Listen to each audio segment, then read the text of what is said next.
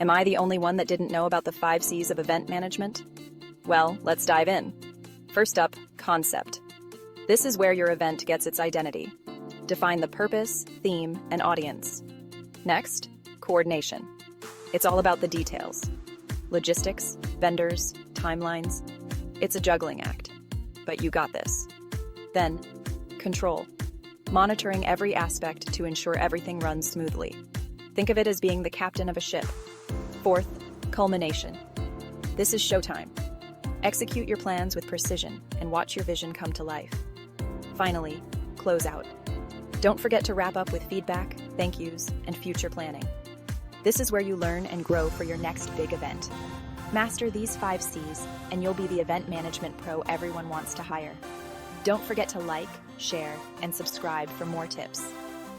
EventzHub, your guide to event success.